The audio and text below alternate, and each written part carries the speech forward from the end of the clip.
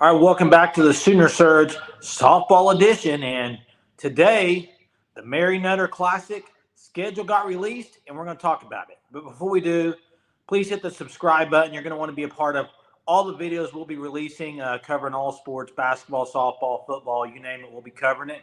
So please subscribe. It's easy. Just click the button.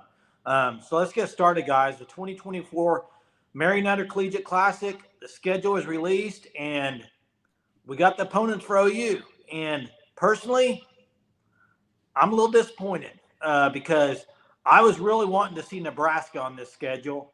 I was really wanting a chance to play Jordy Ball and have that matchup. And I was hoping we'd get it. We didn't get it. And we'll kind of go through who OU is playing and kind of break a little bit of that down. But just that was the first thing I noticed was no Nebraska and some other good teams that OU's not getting to play either.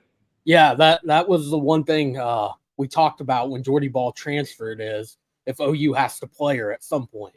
I think everyone wants that storyline for both teams to be at the Mary Nutter Classic and to not play each other is honestly crazy. You would think maybe I believe all this is broadcasted on like Flow Softball. So maybe that's a Flow issue. I know if it was ABC, ESPN, that would be very hard for them to turn down the opportunity for the best team in college softball to go against the best pitcher in college softball when she just transferred away from that school. Another notable snub for the Sooners on the schedule is UCLA. And last year they played them, they killed them. Very disappointing to not get UCLA on the schedule. Maybe that was a kind of out of respect for UCLA so that they don't get a opening weekend loss on their resume when they play the Sooners. And then Tennessee's another team in there that I would have expected OU to play. You would think you would want those top 5 matchups, and didn't happen. So let's get right into it with game 1 for the Sooners.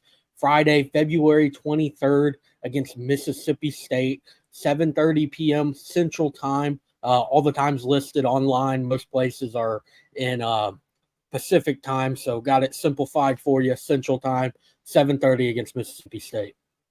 Yeah, SEC opponent, a future matchup that OU fans are going to see probably year in, year out, maybe, depending on how the schedule is done in softball. But it's a good test right off the bat because it's a big program. I want to go back to the Flow softball thing. I don't know how much longer Flow softball is going to be able to, the world of softball is growing immensely.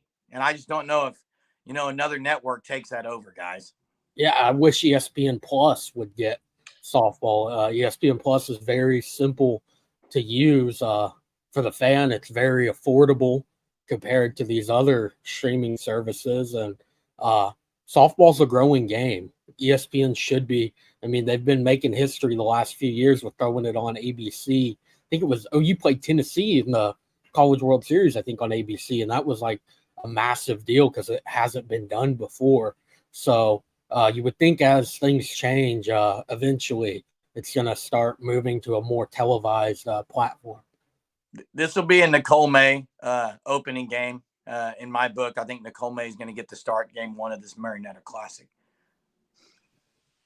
Yeah, game 2, I think a transfer should get the start in this one. Peyton Monticelli going up against Wisconsin, her former team, transferred to OU this offseason. A big part of the Sooners having the number 1 transfer class in college softball. This is a doubleheader game. They play immediately following the last game against Mississippi State on Friday night. Late start, 10 p.m. First pitch estimated. Hopefully, it might be a little earlier because, I mean, if OU's anything like they have been the last 3 years, they might have a run roll and that game be over very quick for game 1. Yeah, I'm all for, I'm not, in football season, I'm all for the wild Pac-12 late night starts. I love it. And I'm all in for this right here. Sooners versus Wisconsin, 10 p.m. start on a Friday. I'm all for that right there. I'll be watching. I think it's here's the thing. The first 2 games of the year, you got Power 5 schools. So that's a positive in my opinion. That's one thing that's positive. You're not, you got Wisconsin and Mississippi State. Yeah, it's not UCLA and Nebraska, but it is still 2 Power 5 schools, and there is the tie there with Peyton Monticelli. And I don't know if I don't know if Gass is going to throw Monticelli against her former team right out of the That's gate. too long away to figure that out. That is right out of the gate. Yeah, it'd be interesting as a season approaches what happens there. But you do expect, I expect a lot of these younger athletes to maybe get some run. I don't think the Jada Colemans and Tiara Jennings maybe will play, every game in this Mary Nutter Classic. At least all they of the will. game. At least all of the game. I'm saying I think some other people are going to get some run here. Yeah, maybe towards like game 5, I could see some of the veterans getting some rest to allow the freshmen and sophomores to get some early season reps. Game 3 on Saturday, later in the day, so they can get a little bit of rest after a late night of a doubleheader, going up against San Diego State at 2:30 Central Time. Was San Diego State, guys, were they in the super regionals last year? Or am I wrong on that? Well, West Coast team there, they're pretty good softball school from what I've gathered, but I may be totally wrong on that, guys. Who do we got game 4? Another doubleheader here. No, this is the start of a doubleheader for Sunday, That's right. The last day of the Mary Nutter Classic against Notre Dame. So, Power 5 school again. They play in the ACC in softball. 11 a.m. first pitch for that one. Yeah, and I'm like what Jay said. Anytime the Sooners and the Fighting Irish are playing, I don't care if it's chess or underwater basket weaving, I'm watching it and cheering on the Sooners to beat the Irish. Yeah, that should be a good matchup. That's 3. All those are decent matchups. I'm not saying they're not. It's not the primetime game I was wanting. I think most Sooner fans, when you saw the teams in the Mary Nutter Classic, most Sooner fans had 2 or 3 they were really wanting to play. Yeah, definitely not what we wanted. But as Jeremy mentioned, San Diego State, they did go to a super regional last year, lost to Utah. I think they took Utah, 3 that's games. right. So, Utah was a college world team, very talented team last year. So, hopefully it's some early season matchups. But again, it's not UCLA. It's not Tennessee. It's not Geordie Ball in Nebraska. So, a little disappointing on the schedule release. And to wrap up the Mary Nutter Classic, you got Loyola Marymount at 1:30 p.m. Central Time. The only thing I know about Loyola Marymount was Hank Gathers and Bo Kimball, and then put up about 100 and a half. I'm not sure how their softball team is, but yeah, this probably is if I had to look at these 5 games, that's to be the probably least one I'm excited about right here. But you play it, you move on. I'm sure looking at this schedule, we had somebody comment about the win streak yesterday. Well, once they saw the schedule, they changed their mind. I guess they maybe had them losing the Mary Nutter, but now they don't. Because honestly, looking at those 5 games, OU's going to be 5-0 in the Mary Nutter Classic, guys. I'd be shocked if they weren't.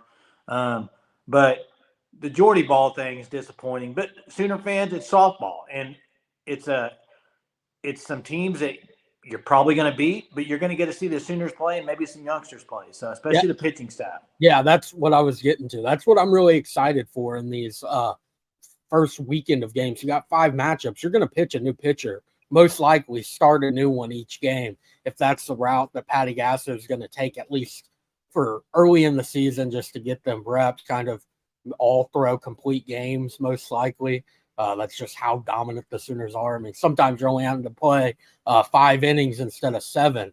I know we've talked about it a lot with all the transfer additions they had, of the possibility of kind of splitting it up, kind of changing the game of college softball, where you kind of use a bullpen more, like a 3-2-2 or something like that. These first games, I wouldn't expect that. I would expect just to let every pitcher get their shot to prove themselves and get a full start.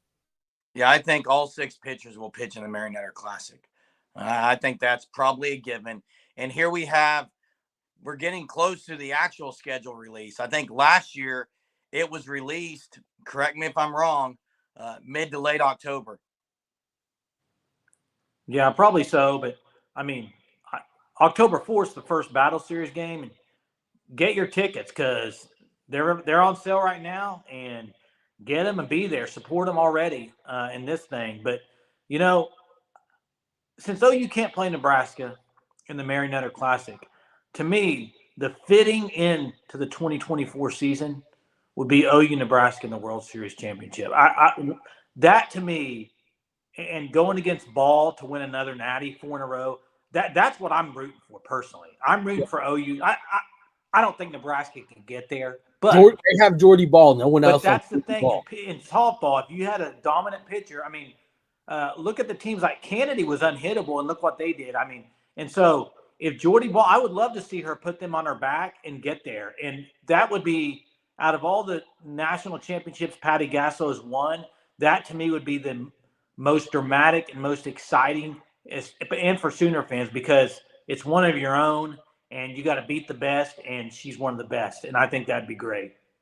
Would definitely be exciting.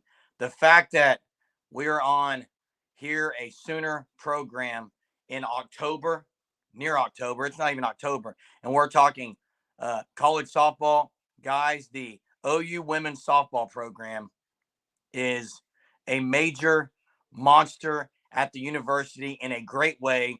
The amount of fans that are intrigued by even this schedule release that we're talking about is amazing. What is happening at the University of Oklahoma, you're right. Get your tickets. We are getting very close to the first Battle Series, and I expect a huge crowd for that.